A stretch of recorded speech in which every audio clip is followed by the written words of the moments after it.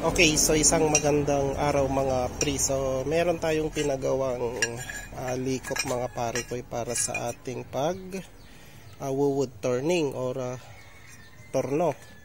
So ayan mga pare ko. Ayan, so guide bar ito ng chainsaw.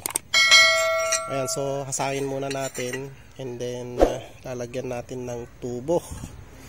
Ayan. So ang paghasa pala dito mga pre, no? So ito yung bevel.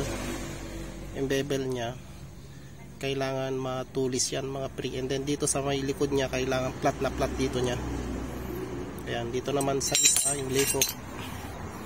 Yung likop, ayan, kailangan maayos yung pagkahasa sa likod. Ayan, so ito rin yung kanyang bevel. Ayan, sa likod yung hasa mga pre. Dito sa may ano niya, sa front niya mga pare ko, iaayos lang natin yung pagka circle niya. So kailangan pantay. Ayan. Okay, so pakita ko sa inyo mamaya. Okay, so okay na tong likop natin mga pre. So patitigasin na natin itong likop, no? Papainitan natin and then nilalagay natin sa tubig para tumigas, para babalik yung kanyang tigas ng kanyang bakal. So ayan. Okay, so ayan, papainitan na natin, ilalagay na natin dito sa apoy. Ayan, hanggang magbaga. So ito yung ating simburyon blower mga pre. Ayan, para madaling uminit. Okay, so ganun lang po yung pagpapatigas ng bakal para babalik siya sa kanyang dating tigas kasi lumambot na po yan.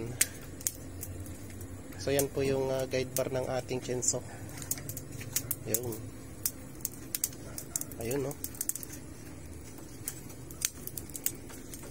So ito yung panday natin, ang dakilang panday. Nya.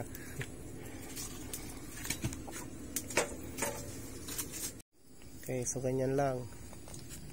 Lama. Muna ya. Ito dapat cut ko medyo pa.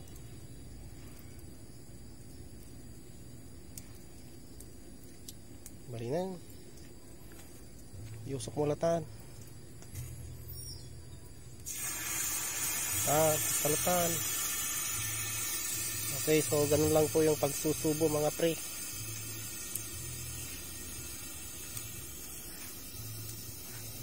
Kapag nga tama umuno na nga makatamurdong na.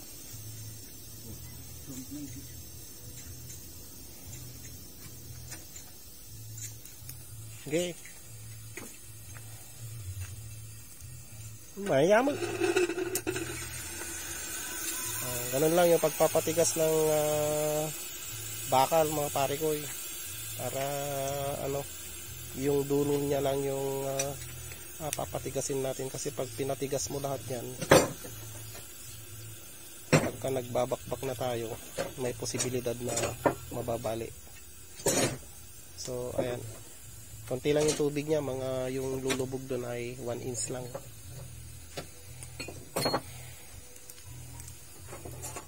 Okay, so ayan mga pre, goods na.